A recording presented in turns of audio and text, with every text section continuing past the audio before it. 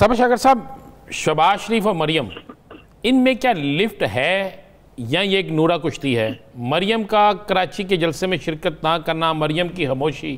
क्या ये तयशुदा मामला है? किसी और तरफ से हुक्म मिला है? वाकई बीमारी है? ये क्या मामला है?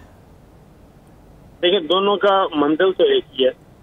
वो मरियम सफदर हों, नवाज शरीफ साहब हों, शहबाज शरीफ साहब, मंजिल एक ही है, स्ट्रेटेजी ज़रा मुख्तलिफ, हिकमत अमली इनकी डिफरेंट है। मंजिल है कि किसी भी तरीके से अकाउंटेबिलिटी से बचना है और मुल्क से बाहर जाना है और आइंदा इलेक्शन से पहले अपने लिए कोई नरम गोशा पैदा करना है। तो दोनों मिलके खेल रहे हैं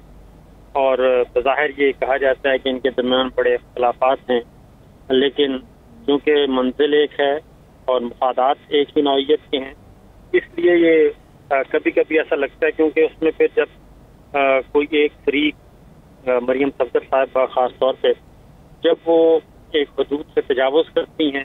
और स्पेस कुछ ज़्यादा ले जाती हैं, तो तब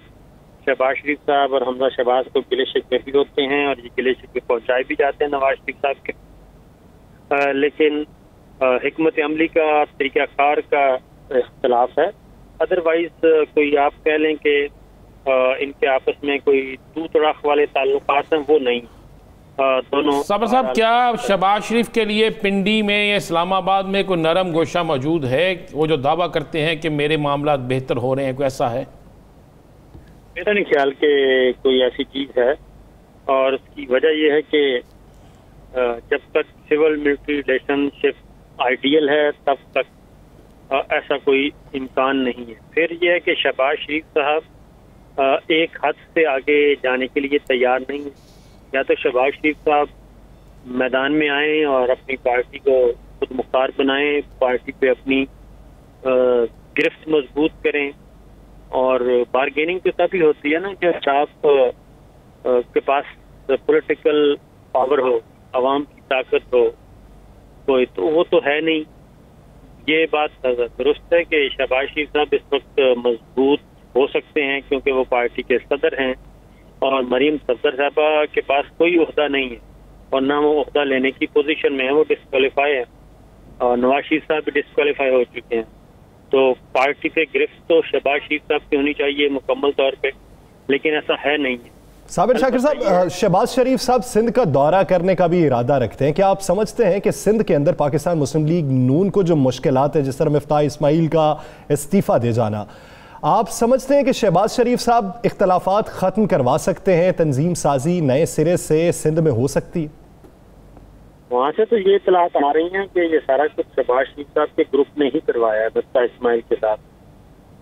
और इसीलिए मिफ्ताह इस्माइल साहब ने जो खत लिखा है वो तहकीकात का लिखा है, सजाएं देने का लिखा है। तो मिफ्ताह इस्माइल साहब, आपको मालूम है कि मरियम सफदर साहिबा के कैंप के आदमी हैं और शाह खान अब्बासी साहब भी उन्हीं के कैंप के आदमी हैं, तो ये एक अलग चल रही है। तो इसलिए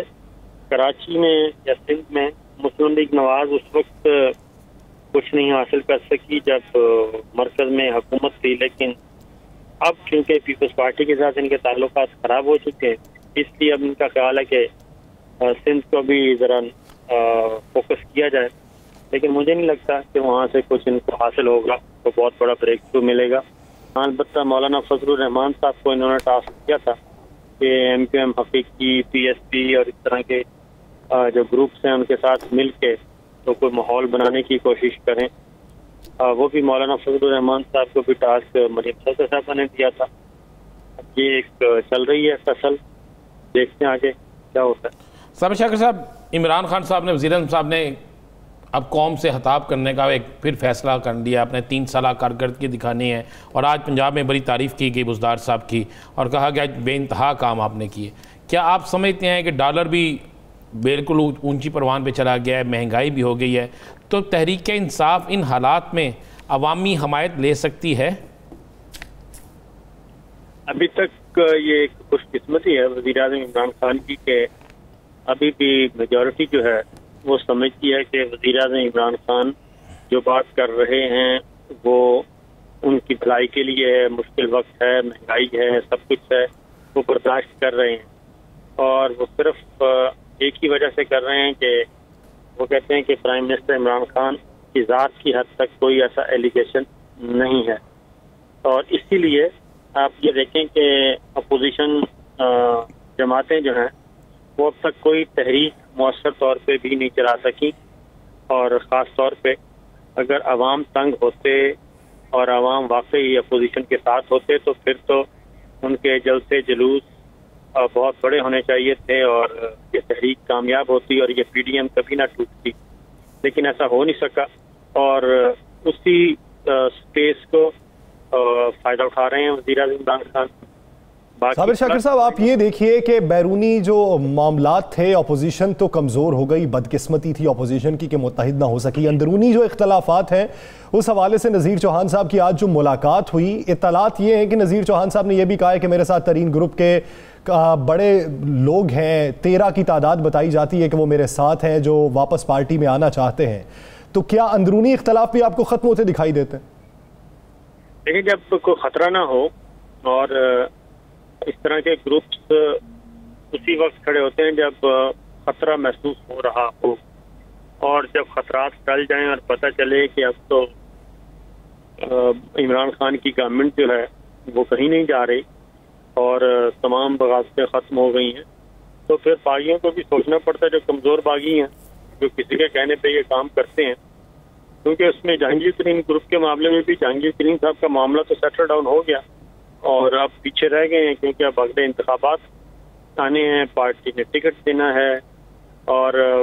اس وقت جو سچویشن ہے وہ مسلم لیگ نواز کے اندر کی جو بہت ہی بری حالت ہے، اور گو مگو کی کیفیت ہے کہ کس نیریٹو کے ساتھ ہم نے الیکشن لڑنا ہے، کیا منشور ہوگا اور قیادت کون کرے گا، کیونکہ وہاں پہ بہرحال کیمپنگ تو موجود ہے، کیمپس بنے ہوئے ہیں اور جتھے بندیاں بھی ہیں اور ہم دیکھتے بھی رہتے ہیں۔ صابر شاکر صاحب، آج کی اطلاع ہے کہ وزیر اعظم کے دورہ پنجاب کے بعد مزید کوئی بڑی تبدیلیاں ہونے جا رہی ہیں بیوروکریسی میں، تگڑی بیوروکریسی میں۔ یہ تو رانا صاحب آپ لاہور میں بیٹھے ہیں، آپ بتائیں میرے کندھوں پہ بندوق کیوں چلانا چاہتے ہیں آپ؟ میرے تعلقات کیوں خراب کر رہے ہیں؟ نہیں، آپ کے پاس اطلاع ہوتی ہے نا؟ نہیں، یہ تو اطلاعات تو آپ کے پاس بھی ہوتی ہیں، یہ سارے برے کام مجھ سے نہ کروائیں۔ صابر شاکر صاحب، ایک آخری سوال، آپ کیا سمجھتے ہیں؟ اپوزیشن کی تو بدقسمتی ہے کہ وہ کمزور ہے، لیکن موجودہ کارکردگی کی بنا پہ اگلے الیکشن میں پی ٹی آئی کا نتیجہ کیا دیکھتے ہیں؟ دیکھیے، ابھی تو بہت ہنوز دلی دور است، اس میں دیکھنا ہے کہ کون کس کے مقابلے میں آتا ہے، کیونکہ اس وقت زرداری صاحب، اے این پی اور بلوچستان کے جو کامپرس جماعتیں ہیں وہ، اختر مینگل صاحب، یہ سارے ایک اتحاد کی طرف جا رہے ہیں، اور پاکستان تحریک انصاف، اگر یہ اتحاد برقرار رہتا ہے تو پاکستان تحریک انصاف ہوگی، ایم کیو ایم ہوں گی، اور صاف لیگ مستقبل میں زرداری صاحب والے پلڑے میں جائے گی یا پھر اپنے طور پہ لڑے گی۔ اسی طریقے سے جی ڈی اے ہے، اور پنجاب سندھ میں کچھ گروپس ہیں، باقی شیرپاؤ، زیادہ شیرپاؤ جو ہیں وہ بھی کس طرف جائیں، چھوٹے چھوٹے گروپ جو ہیں، خاص طور پہ اے این پی، بلوچستان، یہ بڑا میٹر کرتے ہیں۔ تو یہ سب جب میدان سجے گا تو پتہ چلے گا کہ کون کس کے ساتھ